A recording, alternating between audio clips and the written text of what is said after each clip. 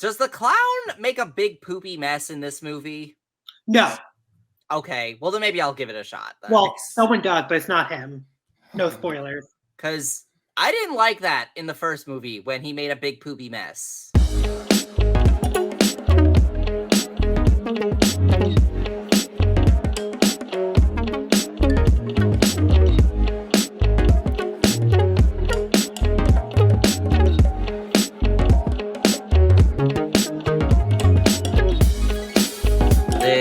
Lift me up, hold me down.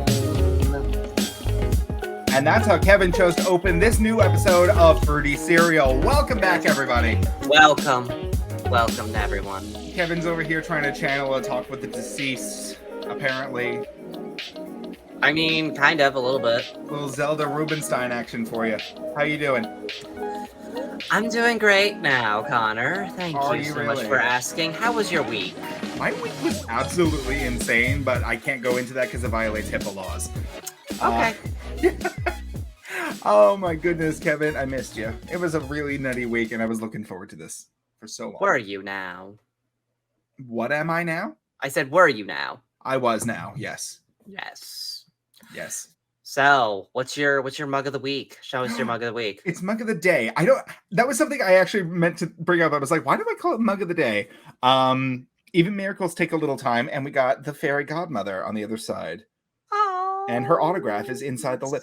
You don't see a lot of fairy godmother merchandise at the Disney parks, and she's my favorite. So I think you do. I have not. When I was working there, I did not see him. Well, you worked there in the 27-aughts, the 2010-aughts.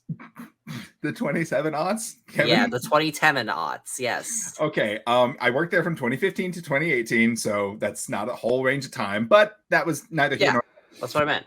That's the 2010-aughts. Sure, why not? Kevin, I had a lot of fun recording with Sammy last week. You know, it was really nice having her here. It was really nice having Sam. And by the way, I have a cup of the week. Oh, it is a Black Panther Wakanda Forever cup I got from Cinemark. And this has a cool feature. If you put icy cold water in it, it glows blue. I didn't do that before recording. I should have, but I didn't. Oh, well. Yeah, this is real chilling content over here. Haha. Anyway, before you destroyed my segue, I was trying to say I had such a fun time with our guest last week. It made me think, why don't we bring on another one? Yeah, because you didn't plan to already have one. Kevin, anyway. Don't be a dick, okay? Be nice. We have a friend joining us today, and I want you on your best behavior. I know that's a lot to ask, but Kevin, could you please be nice? And okay, welcome. Mom. Kevin, welcome my lovely friend, Mr. Bryan Michael Ellis. Hello. Hi. Hello, Bryan. How are you doing today? Good, but I have one question for you. Who Yes. set out with your friend? I have text to prove it. Okay, so... Sure. That's another story. Never mind. Now who's on their best behavior? Yeah, like, what's this thing I have here? Hey, he nothing. Didn't know how to be on my best behavior. Nothing. I'm just throwing some trash on the floor. Bryan, how are you doing today? I was okay. I want to start this off on a positive note. It's already off to a bad start. Come on. Hi, it's nice to have you join us. I don't think it's bad. I think it's just spicy. Kevin, if I'm not mistaken, I think this is the first time we have a tri-gay setup going on. I mean, we've got a tri-force of queers going on. I mean, we've only had two other guests, and they were both straight women, so... Exactly. A gay fecta? Yes! Yes! Oh I want to trademark that! Gay fecta! Google first, make sure no one else did. Right. That'll be the name of our next podcast. Oh my goodness. So Bryan, we just wanted to bring you on, have a fun little chat. You do play a very important part later in the podcast. You have the prestigious honor of being a major part of my hyperfixation of the week, but we're going to cross that bridge when we come to it. For now, Kevin has some news to share with us. So I do. In my segment, Sounds Gay, I'm in. Woo! Bryan also has a mug of the day. Sorry, we got to look at this mug. What is that? Jason's mask. That's Yay. adorable. Mhm. Is I that have Randall? I have a whole collection of mugs. Oh, I'm having a stroke. Pardon me. Okay. Sorry. Cool. Me too. Oh God. Anyway, Kevin, please continue. Okay, so first bit of news. As we all know, there was an election recently, Okay. and some members of the LGBTQ community were elected. We made some history this week. We did, including Maura Healey, who became the first out lesbian to be elected governor. Snaps. Pave your pave. What? Wave your pride flag high because Maura Healey made both American and LGBTQ history. Sorry, herstory. The 2022. Wait, yes, that's right. Do 2022. you read these articles before you come into work? Yes, or- I do, Connor. I do read them. I read this beforehand. Stop Out loud? bullying me. No. The 2022 midterm elections have had us all on edge, but the rainbow wave reigned supreme with a slew of wins across the country, including the election of our country's first out lesbian governor, Maura Healey. After her race was called, Healey dedicated her victory to every little girl and every young LGBTQ person out there. She added, "I hope tonight shows you that you can be whatever, whoever you want to be, and nothing and no one can ever get in your way except your own imagination. There's so much to celebrate." And Mayor Anise Parker said it best: "Bigots tried their best to undermine our political power, but their hate backfired and motivated more LGBTQ people to run and win than ever before." Hell yes, we love that. Congratulations on your hard-earned victory, sweetheart. Yes, and on top of that, James Roesener became the first trans man to be elected in the United States. Another big win. And Robert Garcia will be the first out gay immigrant in Congress. This is just everything that my family hates, and I am here for it. Yes. I'm just loving all these headlines. What are your thoughts, Brian? Yay. Could you I don't imagine know. with the pride flag in the background? He's just like, I don't care for them. No. I mean, I'm very happy for them, but I'm not gonna lie. Politics goes over my head sometimes. I get a little confused when I'm trying to discuss it. Fair enough. So I'm just Yeah. gonna say, I do like that we're making history, and a great job for them.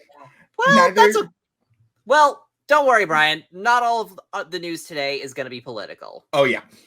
We more or less try to steer completely clear of it because neither Kevin and I are politically inclined, and it always brings the mood down. But these It were big does. wins. Although we do have a story that is a little somber. But first, Joel Kim Booster is set to heat it up in the Great American Baking Show.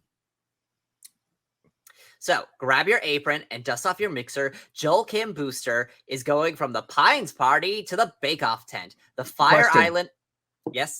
Is Joel Kim Booster a person or a cocktail? Ha ha, Connor. I don't know who this is, if it is indeed He is a who. person. Oh, He is a okay. person. He is If a you would let me very- finish, I was gonna say the Fire Island and Loot Star is ready to show off his whisking skills as one of the contestants on the Great American Baking Show Celebrity Holiday. The trailer for the upcoming special features Booster alongside Great British Bake Off stars Paul Hollywood and Prue Leith, along with Chloe Fineman, Nat Faxon, Darcy Carden, Liza Koshy, and Marshawn Lynch. From split pans to burnt pastries, Joel's certainly creates Christmas chaos around the kitchen. Ready, set, bake when the special debuts December 2nd on the Roku channel. Love that. Okay. Gotta love that Roku channel. I know, right? I've been subscribed for decades. I know, we love the Roku channel. Roku sponsor us. No, Kevin. Oh my goodness. Okay, anything else, Kevin? Yes, we do. Yes, so our last bit of news is a sad one. Kevin Conroy, beloved voice of Batman, dies at the age of 66. Yes, this one actually kind of like, as a very relatively new Batman fan, this actually kind of sucked to hear. Yeah. That one broke my heart. I Right. grew up on the anime series. I actually have the entire original anime series on Blu-ray. I watch it a lot. And he is, up between live action and animated, he is my favorite Batman. Yeah. So Yes. that one broke my heart. Yeah. DC fans are mourning the loss of Kevin Conroy, the beloved actor who voiced Batman on Batman the Animated Series. Conroy died on Thursday, November 11th, after a battle with cancer. He was 66. Warner Brothers remembered him, saying in a statement, he would establish never to be broken records as the quintessential voice of Batman, bringing the superhero to animated life in nearly 60 different productions, including 15 films, highlighted by the acclaimed Batman Mask of the Phantasm, 15 animated series spanning nearly 400 episodes and more than 100 hours of television, as well as 24 video games. He's left an indelible mark on theater, television, and beyond. May he rest in peace. He's left an edible mark? Inedible mark. Oh, indelible mark. Fuck. Uh-huh. I was like, wait. Fuck my dyslexic ass. God damn it. I read that ahead of time, too. I know. There's really no excuse at this I point. mean, you never told me this show promotes cannibalism. Oh, my God. What was it? Batman Gods and Monsters, or like Justice League Gods and Monsters. I'm pretty sure Harley Quinn does eat people in that one. Do you know what I'm talking about? I do. I don't not. Actually, I never saw that one. I only saw that one clip where the Joker kissed Solomon Grundy, and then That I Solomon did Grundy not see. blushed. Oh my. Okay. That's the only part I remember about that one. Oh, But also, no one told me Kevin Conroy was gay. Yeah. what? I found this out literally just earlier this year. I had no idea. I just found this out right now. I thought this was Kevin like veering from the LGBT topic and just talking about his favorite actor. I am so upset now. No, I mean, yeah, I would have he been was- upset if he He was was straight, openly but- gay. Yeah, he was openly gay, Sorry. I mean, wow. and he was the only openly gay actor to play the role of Batman. But yeah, And the best one. and he was the best one. Yes. I'm just imagining like every time like those homophobic fanboys finds out, them just going like crazy, like what? I'm a Superman fan now. Absolutely. Oh Yeah, my wait until they God. find out Superman's an immigrant.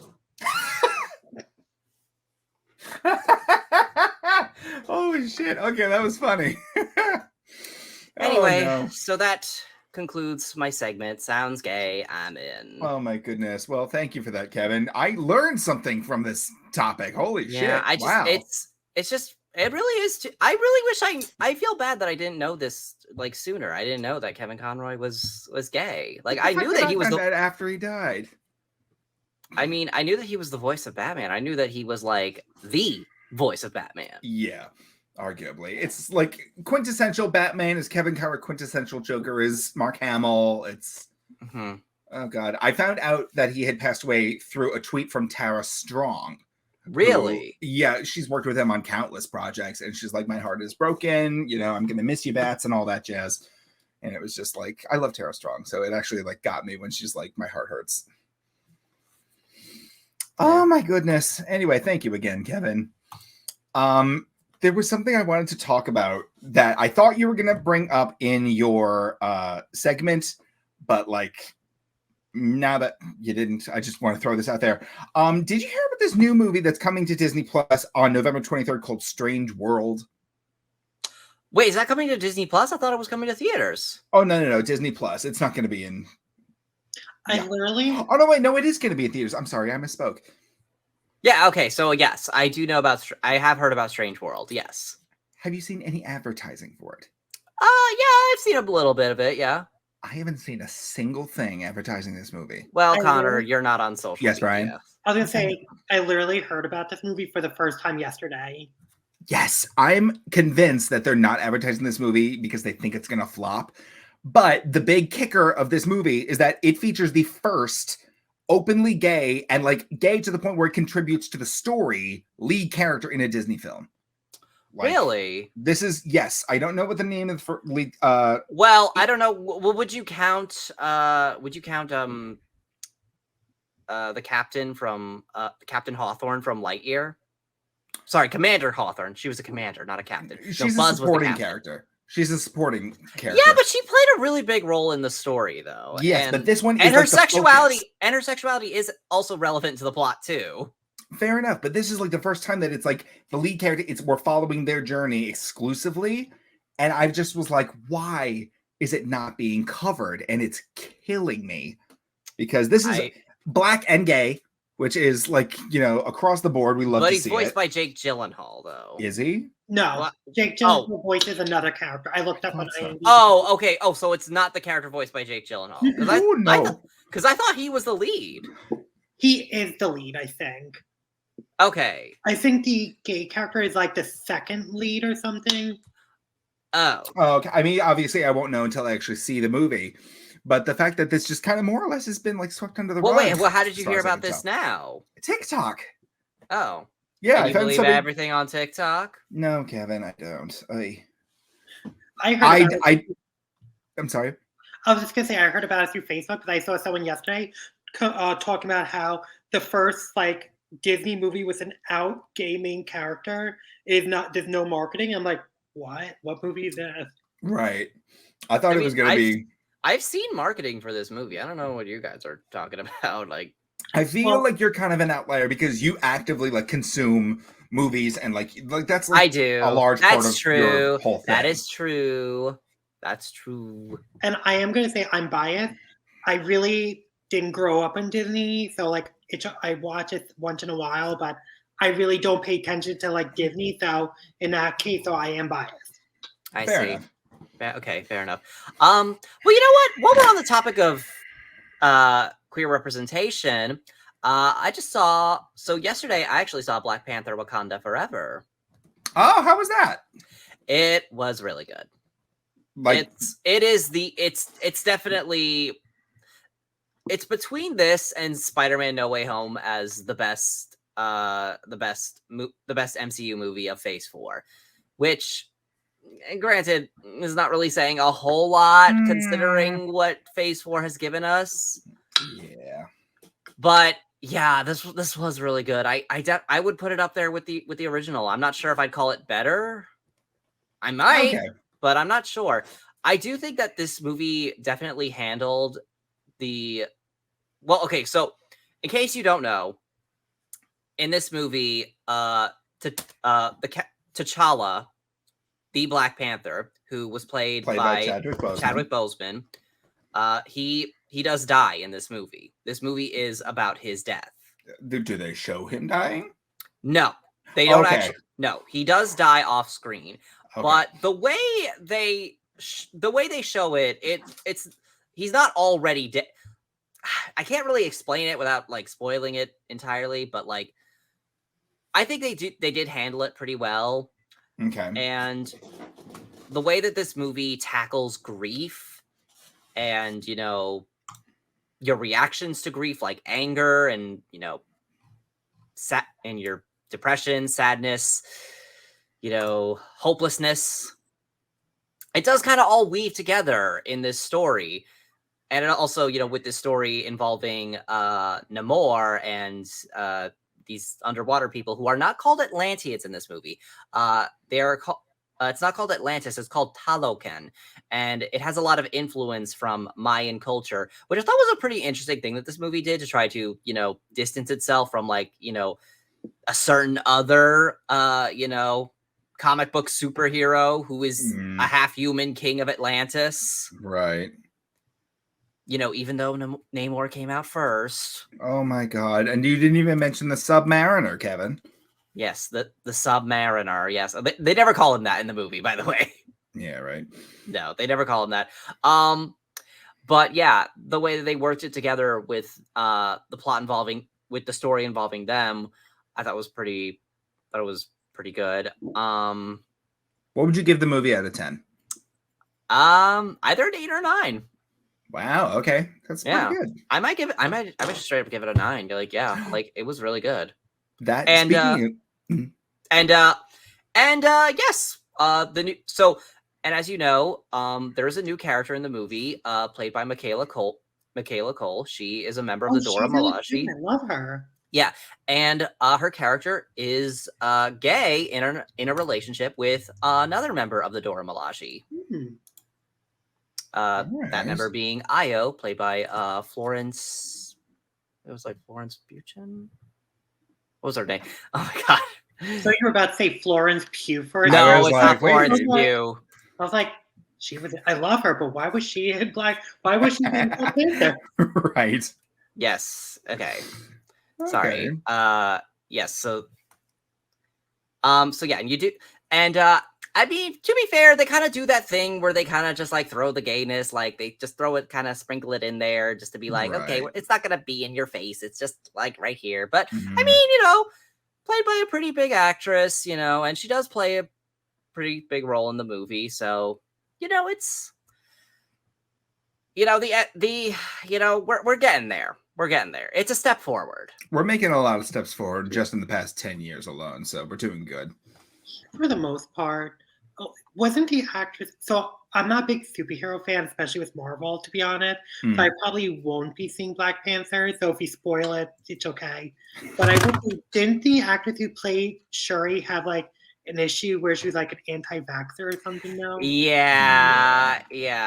It's oh, by the way, the actress who plays Io's name is Florence Kasumba. Oh my gosh, I forgot her last name. There it is. Okay. Yes. I'm sorry, I forgot her last name. Yes, but Florence Kasumba. And yes, Letitia Wright is an anti-vaxxer, but you know what?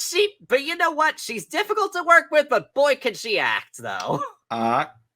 You know what else came to light this week relating to the whole anti-vax thing? Acclaimed comedian and all-around icon Fran Drescher is now under fire for being anti-vax. No, Yeah. not Fran Drescher. This one actually hurt, like to the point where it ruined my week. Okay, so Fran Drescher made a whole TikTok or video saying that I stand with so-and-so company reining back their vaccine mandates, because it's absolutely insane to think that one vaccine works for every human and you're messing with these people's ability to work and yada yada. And it has kind of torn her fan base apart, because it's now two sides. You're either with Fran or you're against her. And a large number of people are now being like, Fran, you got a good heart, but you are so misguided. And then there's other people that are just like, yeah, Fran can do no wrong. And it's like, oh shit, I can't even begin. I don't want to cancel Fran Drescher. I don't want to. I don't want to cancel Fran. I don't know. Oh, God. So I'm not going to cancel her yet, because she did. It doesn't sound like she's an anti-vaxxer from what you said, from the way you described. It just feels like she's against the mandatory, which I think is stupid as well. Yeah. I'm basically just making up excuses now, but I love her. I know. I don't want to cancel her. It's like there's a lot of nuances nuances to like why she's on this position, and again, it's from like a good standpoint, but like, oh God, it's people don't know how to react. I just hope we don't get another J.K. Rowling situation where this is the hill she chooses to die on. Like Jesus the hill Christ. she chooses to die on is hating transgendered people. Like seriously, of all the things you wanna, this is the one. I know. It's like she's so dead. I know. It's like JK. It's like we've talked about JK. Miss Rowling has been cemented in our lexicon. I can't even watch Harry Potter anymore, and I used to be a huge Harry Potter fan. I mean, same. I had to cancel Kevin for getting a butterbeer at Universal a few weeks ago. Connor, you got 2. I hate you. He canceled himself as well, I hope. No, I'm perfect. I'm lovely. I'm a delight. Okay, so Pod Daddy says that Fran Drescher stated, "We as a nation must be very careful that fear does not turn into into fascism. Kevin, may When- I read this because you're not good. Okay, fine. You read All it. right. Okay. When equal citizens stop being equal, when cards must be presented to identify whether you are included or excluded, we stand at the tipping point of an America I no longer recognize, unquote. Before she went on to applaud Disney for taking the position not to vaccine mandate their sets any longer. I mean, yeah, Disney's probably not going to uphold these mandates now. I mean, I'm not going to say I'm not going to say the pandemic's over, but like, you know, it's waiting out. Again, Fran is coming from the point of view where she's like, I want people to be able to work, to earn their money, to support their families, to live their lives, and everybody has a right to work. That is 100% true. However, when it could possibly cause the illness and or death of other coworkers, that's what she's not getting. And I'm just like, Fran, please do some more research. Please. I've been watching The Nanny religiously for decades. Also, like, who still has like vaccine mandates? I mean, very few people, because like enough people have gotten the vaccine where we can say we're in a comfortable place. Again, the pandemic is not over. It is very much still like an active threat.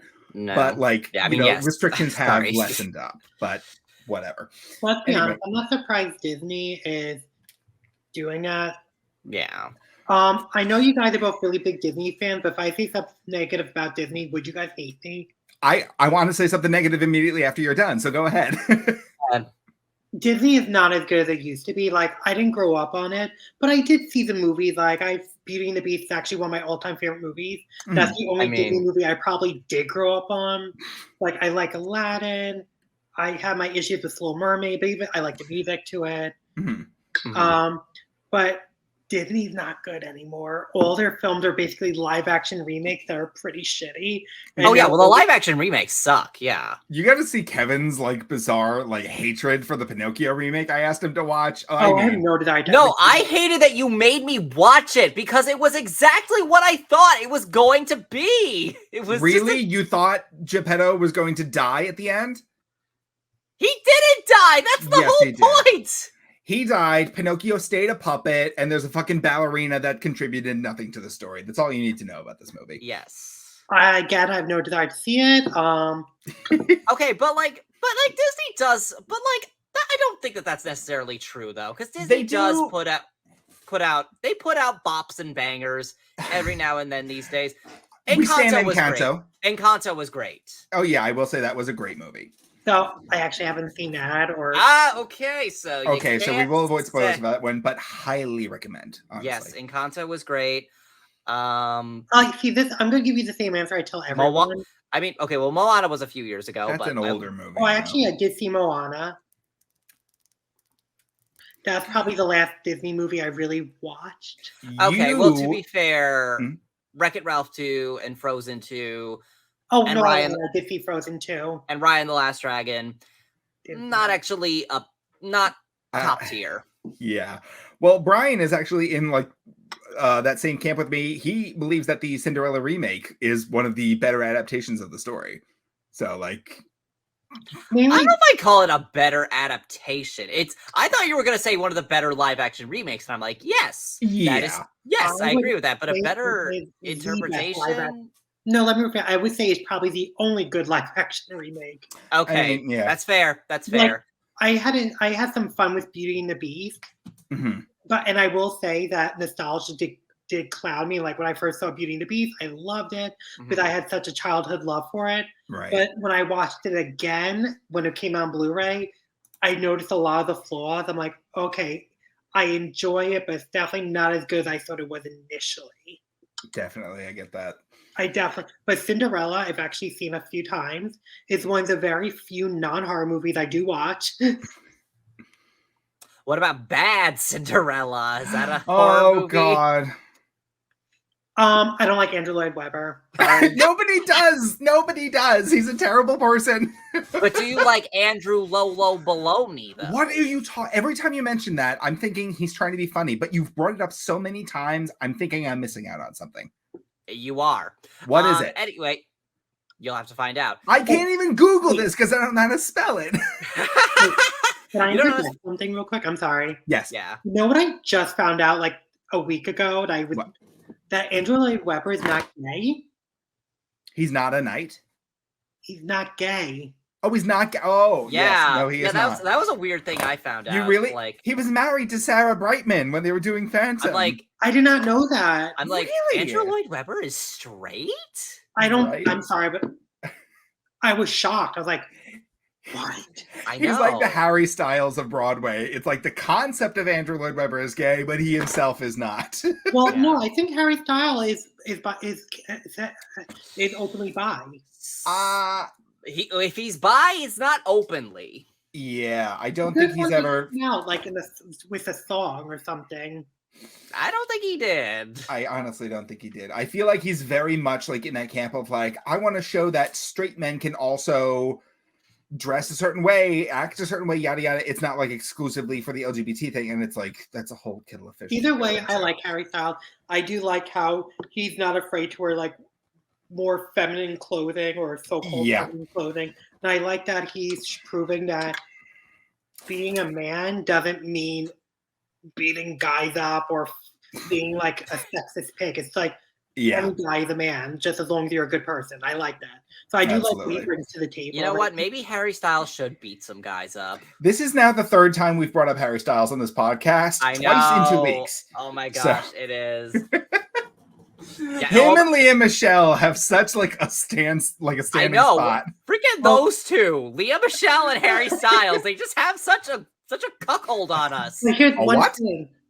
One is Leah Michelle is a terrible person. Harry Styles, I hear, is a good person. Absolutely. Kevin, could you repeat what you said just before Bryan started talking? I can, but I won't. Okay. Everybody said. He said Harry Styles has such a cuckold on us. Kevin, that's not what that word means. What does that mean then? Bryan? What does that mean, Miss Webster? Kevin, don't. Okay, no, I can't go into it because, Kevin, I have to get into my hyperfixation of the week. Yeah, Wait, you better do that. Yes. I don't want to cause any drama because I'm meeting Kevin for the first time tonight. And Okay. he seems lovely. But Looks can be deceiving. No, that was it. Oh, okay. I was like, I thought you were gonna say. Stop flirting with my co-host. All right. That's not me flirting. Me flirting is a horror show. We had one of my friends, Chris, who Kevin and I met with when we went to Universal Horror Nights, was hardcore trying to get with Kevin. Like, he wasn't even being subtle about it. And I was like, how is Kevin not picking up the vibes? Like, No, I just was not reciprocating. I mean, I get that. I was about to roast you for like, it's like, damn, like read him to filth on the podcast. And I'm like, oh wait, I'm kind of doing that too right now. Oops. I'm like, oops. Oh, anyway, Mr. Ellis, you stand accused of writing a book, several books actually, that I have read. Most recently, you published a book entitled Still He Kills. This, I believe, is currently available on Amazon, correct? Yes, it is. So this is your most recent novel. Could you give us like a very brief synopsis of what this novel is? It's a slasher novel, so there's a killer, people die. Okay, fair enough. Well, I'll go more in depth. So it is a slasher. It's set in like a small farm town. Mm-hmm. So it's about these two young gay men who grew up as best friends. They fall in love. They live in this kind of small town, your typical small southern town. Just from saying that, I'm sure you know what I mean. Oh yeah, Cedar Creek is like basically Greenlawn.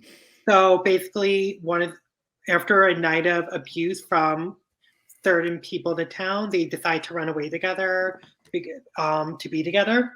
And on the night of a bad storm, they end up at an old abandoned grist mill with 6 other strangers. And while it's not abandoned, and there's someone wearing the face of a dead rabbit, killing everyone with a sickle. And it was such a delight to read. The one thing that I like, for some stupid reason, anytime I read books, I always set, like, whenever it takes place in a specific area, for example, the grist mill, my mind like tries to fill in the blanks with like stuff that I know. the gristmill, you're gonna hate me for this. The gristmill I pictured as a map from the game Dead by Daylight. And I was like, oh, this is just like the Ormond estate. Hey, why would I hate you for that? Hey, because I know you don't like the game. I don't hate Connor, the game. I mean, hey, Brian, if this book sells well enough, film rights, and then film rights comes video game rights. We could have the Miller as a killer in Dead by Daylight. I'm just saying. I'm just putting that out there. I'm just saying. It actually did start off as a screenplay, but then I turned it into a book after I had too many ideas. So very nice. All right. Part of the script is already written technically somewhere. All right. The the one thing that I absolutely love about your specific style of writing is that you're very focused on LGBTQ representation, as you also did with your second novel, Seasons Bleeding. No, that was my second novel. Stilly Kills is my third novel. You're right. Yes. The first one was wait, no. I was like, wait, yes. Because the first one was The Thin Red Line? The Red Thread, but that one wasn't there. That was the one I did not purchase. I apologize. Sorry. But yeah, your style of writing is absolutely it's unlike anything else I've ever read before. But the way you portray gay people in horror media is something that I wanted to talk about, because it's something you don't see very often. And if you do, it's not always great. If I'm not mistaken, I think it was Scream 3. One of the characters is telling Ghostface, Scream 4, you can't kill me. I'm gay. The gay guy always lives. And you very quickly prove that that is not the case. Wait, when has that ever been the case in horror? I don't know. So, in fact, isn't it the opposite in horror? Don't they always kill the gay character? Brian? So, fun fact, that line was actually not written by Kevin Williamson. That was a line that was added in by another writer to add some more humor. Ooh, is that humorous? No, it wasn't. Yeah. So I don't know if Kevin Williamson liked that line, but I know he didn't write. He didn't write that line of dialogue. I know that for sure. Mm. I think what's much funnier is I didn't actually see the movie itself, which I'm going to eventually. I will get around to seeing this movie. It's good. In the movie Freaky, there's a scene where two of the kids are running from the killer, even though it's not the killer, it's their friend in the killer's body, because it's a body swap movie. And he's running and he says, "You're black, I'm gay, we're both dead." I love that movie. The funny thing is, I'm friends with that guy on Facebook. Never actually spoke to him. Those people you add, but you never actually speak with on Facebook. Oh yeah, yeah. He's been one of my Facebook friends forever. And then I saw the trailer for the movie. I was like, wait, why does this look familiar? And it took me forever to realize that happened to me with AOC's brother. Oh God. Yeah, did I ever mention on the podcast that I went on a date with Alexandria Ocasio-Cortez's brother? Is he hot? Yeah, he's hot. I mean, it's a legit question. She's pretty, so Kevin only dates hot people. He's disgusting. Okay, I'm sorry. I only date people I'm attracted to. Do you date people you are not attracted to? Every now and then. Why? I don't know. It's a Beauty and the Beast type thing. They can be beautiful on the inside. Connor, they're not gonna turn into a handsome prince. I'm not looking for that. I'm looking for a nice person. I would say, are you looking for a hairy beast? No, I am the beast. Anyway, I would like to get back to my hyperfixation of the week, please. Okay, sorry, digress. Oh my gosh. Brian, something else I want to talk about with specifically just gay representation in mostly novels, I would say. Anytime you have some sort of a gay romance, which you portrayed very well in Still He Kills. Thank you. I don't want to talk about sex because I don't to me it's an ick factor, but I have noticed it almost always comes up when there's a gay romance, because that was I don't want to bring up Glee again, but let's talk about Glee. Let's talk about Glee. When Kurt and Blaine were dating, that was the big romance of the entire show, I think. And they made such a huge mountain out of a molehill of the first time that they get together and oh, I'm so nervous, and it ends up being nothing. But there's a weird, almost pressure to portray sexual activity in gay romance. Do you have any sort of opinion on that? It really depends on the book, to be honest, and the relationship going on in the book. Because Mhm. every couple, just like in real life, every couple is different. So some couples are sexually active more so than others. Some treat sex like, it's a big deal. Some treat it like it's like a handshake, which is Right. nothing wrong. I don't slut shame. I don't sex shame. I think as long as you're safe, not hurting anyone, good for you. That's great. Um, so yeah. So I don't think there's anything wrong. I do think, and I definitely have fallen victim to this, that sometimes LGBT literature does go a little too hard into maybe where to the point where it crosses over to erotica, which I definitely think Seasons Bleedings do, which I will not get into because you know what happened behind the scenes. I Mhm. won't get into why. But Still He Kills, I think I did a better job because like I wanted the sex scenes to be there, but I wanted it to feel natural, not like oh I'm trying to titillate the audience. Yeah, the way that the Titillate. sex scenes came about in this book, it felt very natural of the moment. It wasn't like, just thrown in there for like no reason, you know what I I mean, mean? and one of the sex scenes, if it came out well, one of the sex scenes is actually very important to the plot, but it leads Yes. into the second half of the book. Yes, it does. So I also wanted to mean something. Plus, I want to show. I use also. Plus, I just don't like you know how in a lot of slashers, the main character is always like most of the time of like the virginal sweet girl. Yeah. Mhm. The It's so Virgin. overdone. So I like The to have my main characters all be like sexually active, just normal people. That's another great thing that you do with this book is like it's not following tropes. It's very much setting itself apart from anything else I've read before. Not So that there's anything wrong with tropes. I'm a sucker for the tropes. a trope I can be love that fun. kick-ass final Uh, girl. oh, absolutely. Everybody loves Final Girl, which you definitely created like a you created a contender with Tyler. I will say that. Like this was absolutely one of the most fun characters to read, like seeing the journey that it goes on. Oh He wait, was your final girl's name's Tyler too? Final boy, yeah, his name is Tyler. Oh. Well, actually that wasn't okay, so here's a funny thing. I actually wrote a short film and directed one. I directed it. That was a horror. Well, it's not a horror. It's more of like a thriller, but it's like a light thriller because it doesn't really like end like nothing really crazy happens in it. Um, and the main character's name is Tyler. And I did want to one day adapt it into a feature length film. So it's just I don't So we're know. just bragging now. What? It's not bragging. I'm just saying that's like huge. That's like a coincidence. Oh, our final girls are both named. Our final boys have the same name. It's Where, like Batman v Superman when we find out our moms have the same first name. Martha. um, where can I see your short film? I have not uploaded it online yet. But I will get around to doing that. Can I see it early? Am I allowed? Sure. Yeah, I can give you like a Google Drive of it. Sure. Cool. Fantastic. Yeah, Bryan, this was an absolute delight. So people can purchase your novels on Amazon at the moment. Yeah, so you can get all my books on Amazon. I publish under my real name, which is Bryan Michael Ellis. So I don't use a pen name or anything. We got this. This is from Seasons Bleedings, but this was your original headshot with you in your adorable mug. Thank I you. have a That was terrible actually a memory. selfie because I didn't have for the new one. I actually had a professional headshot done, but you can't even see it. It's very, very tiny and black and white, but it's there. Oh, It's there there. it is. Yep, and that's what we used for our promo picture for this It episode. absolutely is.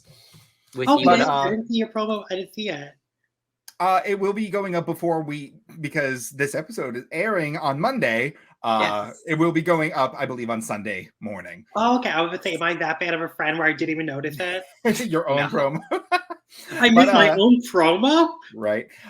So you can currently buy all of Mr. Bryan Michael Ellis's novels on Amazon, either in physical print for, I believe, like $14.99 and less, or you can get them for free on Kindle, right? Kindle. They're on Kindle Unlimited. Mhm. So if you have a Kindle Unlimited, you can read them for free. You can buy them in Kindle and pay for I think what is it like $3 or $4.99, $5.99, and then the paperbacks are about $11.99. That's even cheaper than I said. Look at you. All right. An Um, absolute Yes. bargain if you want a nice quick thrill. Yes, and Yeah. I can't wait to get Still He Kills when it arrives because I ordered mine yeah.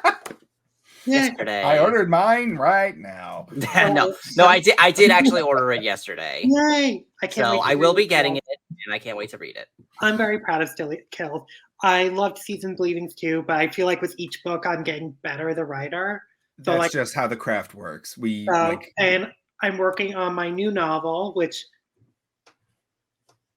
I will be released in the future. that will be released in the future. Okay, can Am you I give allowed us? to talk about it, or Yeah, please do. Yeah, Plug it up. did he say no?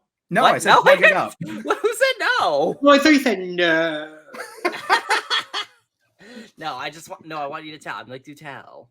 All right, so I am a little annoyed because I've been working on this book for actually a couple years now.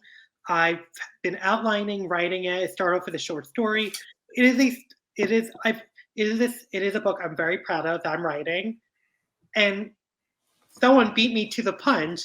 A very popular TV show beat me to the punch, and is very, very similar to the book I'm currently writing. Oh no. Oh no. I'll give you a hint. It is a horror series written by the person who created Glee. No. Oh my Scream god. Queen. Season of American Horror Story Oh. has a plot line very similar to the book I'm writing right now. So I haven't watched it because number one, I was very upset when I found that out, because I was like really depressed. Like, I've been working on this for like so many years now. Oh no. And also I won't watch it because I also, number one, just not a fan of Ryan Murphy. No offense to him. Just not a fan of his No, writing. you can offend him. Yeah, please do. You can offense to him. I'm a new writer trying to break out in the industry, so I don't want to offend anyone yet. Well, then we'll offend him for you. Exactly. We'll get Eat him my under the ass, app. Ryan Murphy. Eat my ass and lick my taint. Kevin O'Lear. Watching this, I take no part in this. Yes, I do not speak on behalf of Bryan Michael Ellis. This is purely my opinion. But I'm not a fan of his writing, so I don't really want. I've tried giving him multiple things. I watched the first, I think, 5 seasons of American Horror Story. I watched the first 4 seasons of Glee. I watched the first 2 seasons of Nip Tuck, and every single time his shows start off good, and it's like, oh. I've made this argument before. His 1 season stuff is where he shines, because he only gives a shit for about a season, and then he peters off. I think in Glee he cared for about 2.5. Yeah, exactly. Because while season 2 might have been not as well written, I think he shines with the Blaine and Kurt stuff. Yeah. Everything else kind of declined, and I would say even the first half of season 3 was pretty good. Yeah. But did you watch Feud Betty and Joan? No. That one was I honestly just gave up on Ryan Murphy. That one was actually quite good though. But it's because you had amazing actors behind the helm. And I liked, and I was unironically a fan of The People versus O.J. Simpson. Yeah, again, 1 season thinks he gives a shit about it, and then he leaves. Although I haven't seen an episode. I'm not feeling the Dahmer show. I haven't watched it. Maybe I will. I think I'm gonna pass. My thing is, I think Evan Peters is a fantastic actor. Definitely one of the better young actors, I think, of his generation. Yeah, but let's stop jerking off to people who actually, butchered people in real life. I'm so tired. Let's not do that. We've had so many movies, documentaries about Dahmer. Let's just let the victims rest. What else can they tell us about Dahmer? Honestly, the one that I kind of gave a free pass to was My Friend Dahmer, because that showed his life leading up to his first victim, and that's stuff that we hadn't seen before. And I was like, that I could get behind. I don't need more recounts or retellings. Also, that movie didn't glorify the victims. Exactly, absolutely. That's my problem. They're like, yeah, let's show how violent he was to these real people who actually died. I'm like, dude. These are real people. Why are you glorifying their death? Their families are still alive. People seem to forget that there's real people attached to these horrific crimes after they've been made into movies and sensationalized. Mm-hmm. It becomes almost dehumanizing, and it's really kind of gross. Yeah. Like, I won't lie, Dahmer is, if I had to choose a favorite serial killer, which we all have one, Dahmer probably is the one I'm most interested in. Mhm. But at the same time, I don't want to watch things glorifying what he did to victims. I just think he's Absolutely. interesting. I don't know. I'd say my favorites probably. I don't know. Well, Connor, I know who your favorite is. Your favorites. What? Who? Lizzie Borden. No, she was not a serial killer. She wasn't even a confirmed killer, Kevin. God. My Well, favorite like, her serial. parents had it coming, right? It depends on who you ask, because I don't think I would say they had it coming, but They had that's- it coming. I mean, honestly, They had to my favorite serial killer is celebrate. Ted Bundy. End of statement. Full stop. And what is yours, Kevin? Probably that one bitch that kept on like poisoning people. I don't remember what her name is Oh. though. Was she like, I know who you're talking about. I don't know the name. I know who you're talking about too. Yeah. Oh no. Oh God. Know what I realized? I wanted to talk about my new book I'm writing. Then I got Yes. into a whole Ryan Murphy tangent. Yes, I'm sorry. Please continue. I didn't Yeah. realize, like, wait, I don't think I ever actually mentioned Oh, wait. the new book. Yeah. So wait. So what? So which season? So is it this current season of American Horror Story? That's like Yeah, New York City. New York City with Oh. with the leather daddy. What? So yeah, so the new book I'm writing. So let me preface by saying I grew up on slashers, especially ones from the 70s and 80s. For me, the 70s and 80s, and from the 60s to the 80s, those 3 decades I think are the golden age of horror. I think we got some great movies in the 90s. Like Scream is one of my top 5 favorite movies of all time. You're I gay, love of course. Candyman. That's one of my favorite movies. But so I love, those holiday slashers like Black Christmas, obviously Halloween, Friday the 13th, Happy Birthday to Me, Prom Night, Terror Train is set on New Year's Eve. I love those holiday slashers. Plus, I love the iconic killers like Jason, Michael, Freddy, Leatherface, and I love, franchises. So since I was a little kid, I've always wanted to create my own slasher franchise with my own iconic killer and iconic final boy. So this new series I'm writing is my way of doing that. So it is actually going to be a series. I have 3 books fully outlined. All right. So Is this the one that I read the outline for? no, I don't think so. I don't think so. Okay. Because I do remember there being a killer in a mask, in like a devil mask. I don't want to give away what I remember in case it's spoilery, but I did read one of your outlines and I was very excited to see where it went. I know you read my outline for a Kuchisake Onna story. Not that one. There was another one with like a leather daddy and Yep, that's the story. That is it. No. I think that was an outline, but the outline pretty much has totally changed. The one you read, I think. Oh, okay. Because I aged down the characters. I made them not young. They're still adults. They're not teenagers. Well, Good. they're college. I made them college students now. Okay. But you don't really get a lot of slashes about college students. They're always teenagers. Yeah, right. So yeah, it's like these are children, dude. Like, why you gotta kill these children? Oh, I don't mind. I kill a child. I definitely kill children in my books. Fuck them kids. Yeah. I don't kill animals. That's my one line. I will not kill an animal in the story. Rabbit Face is wearing a rabbit. But you don't see him kill it. Oh, what? So a rabbit just lent him one? Yes. A rabbit crocheted him. Oh my god. If you look at the cover of the book, it's very much like stuffed bunny sort of look. So we'll just pretend it's a nice little little Silent Hill bunny rabbit thing. So anyway, so my new novel is called Blood and Black Leather. That was it. Okay. Okay. So it's called Blood and Black Leather. It is a slasher series set on gay pride about a killer dressed as a leather daddy who stalks and murders young, attractive gay men on gay pride. And this is something that you see the flip of the killing the young, beautiful babysitter trope. It's now time for the gays to get a taste. Yeah. So and I would be a victim. Mm. So this would also be my first novel with an entirely queer cast. Because like in all my other stories, it's been a mix of gay and straight, and bisexual characters. So but this one has a full-on queer cast of characters. So every character is either gay, bi, pan. We love that.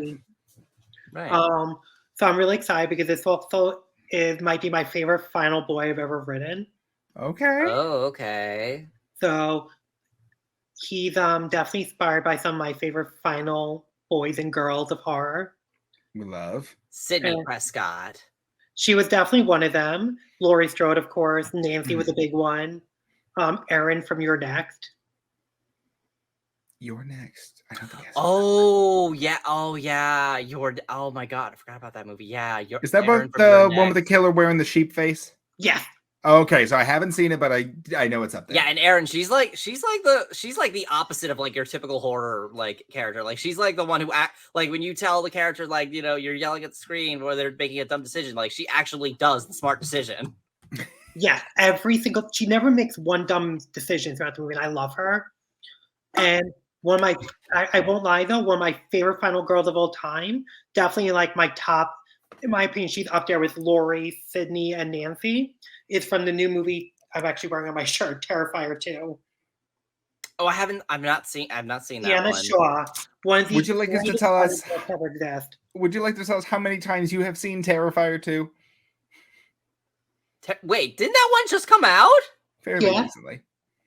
October 6th, it came out. Okay. Let's put it this way: I've seen it on more than these fingers. Are you?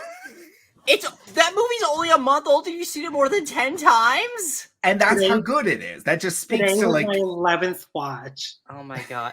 Does the clown make a big poopy mess in this movie? No. Okay. Well then maybe I'll give it a shot. Then. Well, someone does, but it's not him. No spoilers. Because I didn't like that in the first movie when he made a big poopy mess. No, thankfully that stuff isn't as bad, but I didn't like that either. Ugh. But I will say there was one scene I do fast forward through because now it's on Prime, so I can just fast forward. There is a very, very graphic scene with an animal that I like to just skip. Oh, I don't like it when animals get involved in the mix. They don't deserve it. That's the one thing I don't like to watch. I can handle anything. I can watch anyone get killed, gored, but animals I don't like to see die. Yeah, they don't have it coming. But do we have a projected like time for when your next novel may debut? Sometime next year, next 2 years? No idea yet. But I literally just started writing it, and now I'm doing a complete rehaul because of the new season of American Horror Story. I have to change a lot of stuff now. Fair enough. But if our audience is... To be fair, Ryan Murphy rips off a lot of stuff too. So true, like, I'm not gonna say he did, but I'm kind of sure he ripped off one of my friends who has his own gay slasher coming out next year. Oh. Let's just say that the poster art for American Horror Story in New York City is very similar to my friend's poster art for his movie coming out. Interesting. I wouldn't put it past him. But this whole season of American Horror Story is based on I forgot the name of the movie with Al Pacino in. I think it was Cruising. Cruising, yes. It's based on that movie. Right? I haven't watched the new season because I don't want to. Yeah. Fair enough. I gave up on American Horror Story after I saw you remember American Horror Stories? Oh, I have never seen that, but I know of it. Yeah, I saw the first episode. It was terrible. It was trash. I hated it. I was like, I'm done. It was so bad. It's funny because people thought that like, oh, this will be good because Ryan Murphy's writing, usually starts out strong and then it fizzles out. So if he's writing just like one standalone episode each, then he'll just get to the good parts. Like really, it'll just stick with the good parts. But no, it's actually the opposite. He just skips to the crap. Oh Lord. Well, yeah, I feel bad for some of his actors because he has some really good actors. He does. Yeah, he works with really good actors. The work they deserve. Sarah Paulson. Yeah. God. Anyway, Bryan, if our audience is interested in following you and getting updates on your most recent endeavors, they can follow you at The Real Bryan M. Ellis on Instagram, I believe. Instagram, yeah. That's really the main social media I use. Okay. I have Twitter, but I barely update it. Before we close out for Oh tonight, yeah, wait, yeah. We gotta. I think Let's we just talk gotta- briefly about Twitter, about what's Oh, wait, happening I with think the that Twitter. a Yes, drink let's- of my throat is dying. Excuse me? Wait, what? Who's dying? I think he just dipped. I think he was like, I don't want to talk about Twitter anymore. Yeah, we don't want to talk about that musky man. Ew. I'm sorry. What were you saying? Somebody died? I said my throat was dying. Oh, gotcha. Okay. Yeah. But yeah, so who has like not been affected by the Elon Musk Twitter drama in some capacity? Like not even affected, just heard about like the drama that's going on. Like okay. What was the big like kicker this week? I think there was like the thing with Kathy Griffin impersonating Elon Musk. And then she got banned. Yeah, he banned her account But outright. Elon Musk said he's bringing back free speech. Exactly. Yeah, Oh yeah, he that's brought what back we Kanye West after his anti-Semitic rant. Ugh. But Yeah, but Oh, Kathy God. Griffin makes fun of him, and suddenly that's like, no, bye Exactly. bye. But then she like went around the curve and started using her deceased mother Maggie's account, which is the ultimate like cat, like Maggie from Beyond the Grave. If you followed Maggie Griffin, is like she would want this. Like, let's be real. Wait, Pod Daddy says that Kanye West is gone from Twitter again. Fucking good riddance to bad trash. Let's be real. I know. I mean, when you actually, he makes me like Kim Kardashian. I could care less about Exactly. the Kardashians either. Oh God! But then there, like the thing with the blue check mark, like that was like I think I brought it up with Kevin. Like he's saying, like, oh, people are gonna have to start paying a subscription fee to get this blue check mark, and now anybody can get it. So all you have to do is fork over $8 a month, and you will get the blue Originally check mark. 20. Yeah, originally 20. Which Stephen King said $20 is absolutely not. I'm just gonna dip, and he's like, "Oh, I'm sorry, that's too expensive for you, Mr. King. How about $8?" And his like, I really just love the idea that he thinks Stephen King can't afford $20 a month. I thought that was hilarious. That is canceled now. No more Twitter Blue. I don't know what that means, but Twitter Blue was the subscription service, right? Yes. Yes, but it's already gone after like 2 days. It's already gone. It's a delight because now we have a verified like Jesus Christ account, and I was verified Chiquita brand that said that we've overthrown Brazil. Oh, but Kevin, I think I tagged you in a couple of like hilarious tweets, which I wish I could pull up right now, of like people impersonating like Senator Ted Cruz and being and saying some really outlandish shit. Yeah, like I love pussy. I was like, the that. first time I entered my human wife. Yes. The first time I entered my human wife. This is exactly how Mother described it. I saw that someone posted that tweet on social media, and I saw it. And it was just like, this is an absolute delight because it backfired so horribly. And if I'm not mistaken, I think the revenue gained from the subscription for Twitter Blue was like $160,000, which, if you're Elon Musk, is embarrassing. First of all, why does he need any more money? Because he spent it all on Twitter. Yeah, he made a very, very overpriced bid on Twitter saying, "I'll buy it for 44." Like what was the actual number? Like I think it was I think it was $44 billion. Something insane, right? Yeah. And then he's like, "Oh, just kidding. I don't want." Yeah, $44 billion with a B. And then he's like, "Oh, just kidding. I don't want to buy it anymore." And then Twitter came forward and was like, "Hey, yes, you made the offer. We're going to hold you to it. Otherwise, we're going to sue you for it." So now he's been forced to buy it. He's now hemorrhaging money and scrambling, trying to make his pocket change back. And it is fucking hilarious. And like, he's trying to appeal to like, you know, the free speech, blah, blah, blah, bullshit. And he's also trying to keep his money. Twitter is reportedly losing $4 million a day. $4 million a day. This is great. And it's still a safe place for you to post your nudes. It's an absolute wonderland right now. well, so is Tumblr now. Tumblr is back. No, it's not. It's only allowing artistic news, like in paintings and exactly. Okay, whatever. But could you imagine if Elon had bought Tumblr during its prime? Yeah, no, that wouldn't have lasted. He would have. Tumblr would have broken him within seconds. He wouldn't last a day. Oh, absolutely not. The fact that he's managed to last this long on Twitter is actually kind of hilarious. I miss Tumblr. That was like my favorite website. And it then was. it got all bought out, and then it changed, and now it's Yeah. And then everyone moved to Twitter, and then it was like, hey, we can watch porn here. I love how that was like the catalyst for like a large number of people leaving was the like adult content ban. Was like people were being like, that's it, I'm out of here. I need to see the things, the lady I need bits. to see the lady bits, the man bits, the person bits, the gender neutral bits. The bits and pieces as they appear to me. Oh my gosh. But that being said, Elon Musk, I hope you die in a lake. Elon Musk, I hope you darn, I had a good ironic punishment for Elon. I hope you get crushed by a giant emerald. I don't know. I hope he burns in a Tesla. Yeah, I hope that your Tesla explodes and your body we're not is condoning filled, violence. These are just bad things that could possibly happen. and your body is filled with lithium. In my defense, I am a horror author, so I'm always thinking of death. So you should write the next novel about like a billionaire CEO that gets what's coming to him. Yeah, that'd be like you the can opposite have that idea for free. That's like the opposite of what J.K. Rowling's doing. Pulitzer Prize nominee, right there. Oh yeah, isn't her new novel like basically like?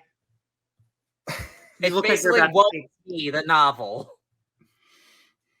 Oh, Woe Is Me, I got canceled, the novel. Oh my goodness. Anyway, we have been talking for quite some time. Do we have any final thoughts before we say goodbye? Yes, go see Tar. All right, Brian, any thoughts for you? Go see Terrifier 2.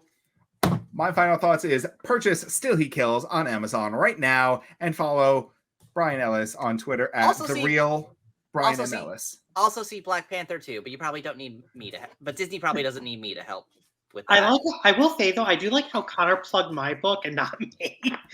I'm like, oh yeah, I wrote a book, sure, but Terrifier 2. Yeah, I was very like, little okay. Yeah, I love it. You plug Terrifier 2, but your own book. I'm right. Sorry, but I'm like madly in love with this movie. It's like a new favorite of mine. You're already planning your Halloween costume for next year. It's I already started hilarious. designing it. I'm actually going to be the character of Sienna for next Halloween. I bought her wings, and I'm actually learning how to. My friend's going to teach me how to sew and use a sewing machine, and I'm going to create my own costume from scratch. Okay, so once again, it's _real_Bryan Ellis. Bryan M. Ellis. Sorry. Yes. If you would like to follow me on social media, you can do so on Twitter at Connor K. No, what's my Twitter name? Kevin, what's my Twitter name? Is it? You can follow me on TikTok at Connor K. Fitz 92. You can follow me on Instagram at Connor K. Fitz. And on Twitter, you can follow me at Connor F. from LI. Yes. Okay. And you. Senility is a bitch. I was just double checking that is your Instagram. Thank you. And you could follow me on TikTok, Twitter, but maybe not for long. Instagram, Letterboxd, and Twitch at It's Kevin O'Lear. That's ITSKEVINOLEAR. And you can follow me on YouTube at Kevo Productions. And as usual, you can follow Fruity Cereal across all social media at Fruity Cereal. Fruity like the fruit, cereal like the killer. Okay, I'll allow it this time because our guest is a horror author. So Kevin, come on, it's fits. I just realized I do have a letterbox. Oh, plug it. Oh, plug fun. it up. I look it up, and I forgot what my name is. Oh my gosh! I do post a lot of stuff on there. It's about How do I find it? Also, check out Strange World when it hits theaters on November 23rd. All right, so my letterbox is The Final Boy 6990. That's The Final Boy 6990. Okay. Absolutely. Well, thank you so much for joining us, Brian. This was an absolute delight. And if you viewers / listeners like this episode, hit that like button, leave us a comment, and make sure you subscribe to the Empty the Bench podcast network if you have not already. Thank you so much for joining us, and we will see you next week, Monday at 9 a.m. See you then.